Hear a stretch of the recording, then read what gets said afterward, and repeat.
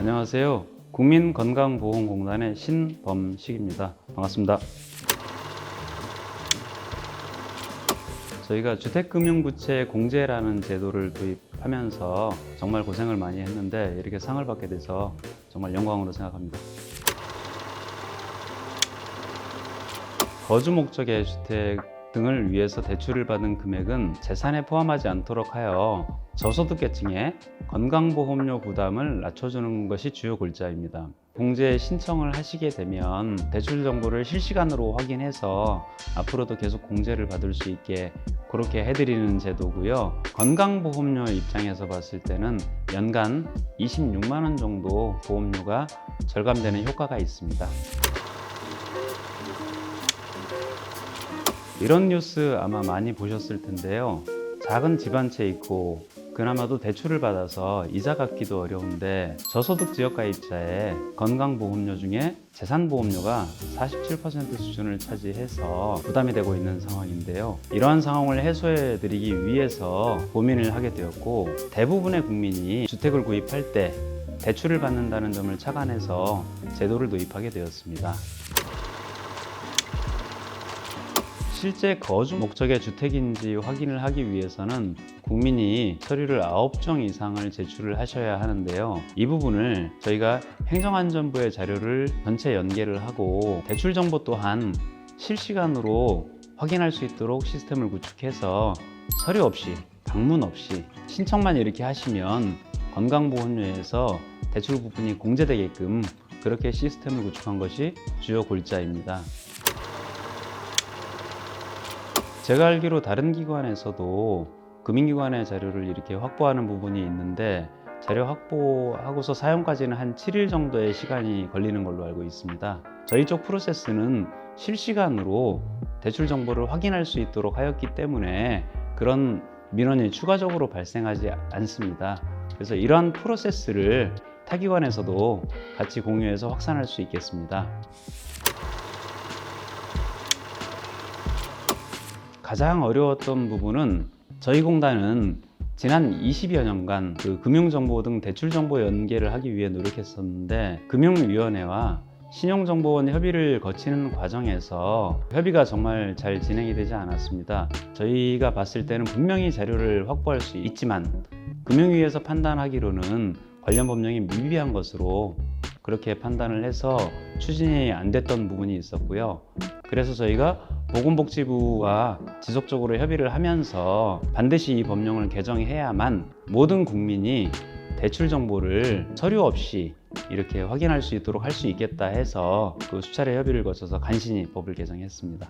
마지막 되는 6월 30일 날에도 시스템 오픈이 안 되고 실시간으로 자료 연계가 안 되고 그런 상황들이 계속 이어졌었습니다.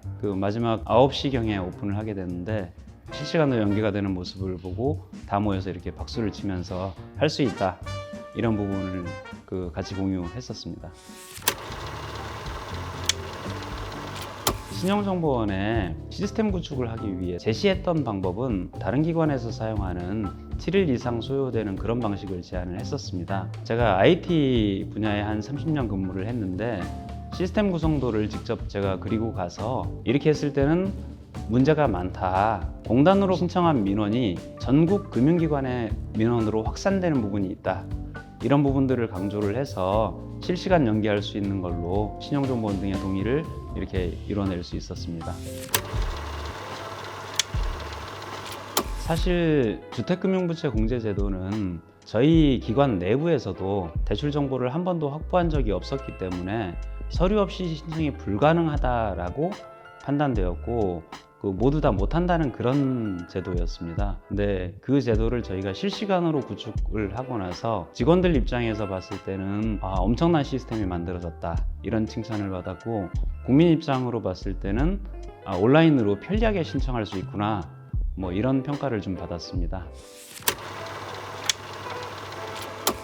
무엇인가를 하기 위한 의지와 꾸준하게 포기하지 않고 추진하는 것이 어떤 성과를 이뤄낼 수 있는 계기가 되었다고 봅니다. 할 수 있다 또는 하면 된다, 근데 분명히 그러한 상황임에도 불구하고 다른 여건들로 못하는 것들이 많습니다. 그러한 여건들은 저희가 어떻게든 극복해서 추진하면 된다, 그런 마인드로 일을 하고 있어서 이 일을 추진할 수 있었던 것 같습니다. 저희 부서장님께서도 저하고 둘이서 이번에 실시간 연계를 못하면 둘이 퇴사를 하자, 이런 얘기까지 하시면서 격려를 많이 해주셨습니다. 굉장히 존경하는 분이고요. 이 일을 추진함에 있어서 최선의 노력을 다하고 그리고 할 수 있는 데까지 다 해보자라는 그런 분입니다. 그러한 노력들이 있어서 정말 좋았던 것 같습니다. 우리 부서장님 앞으로도 화이팅!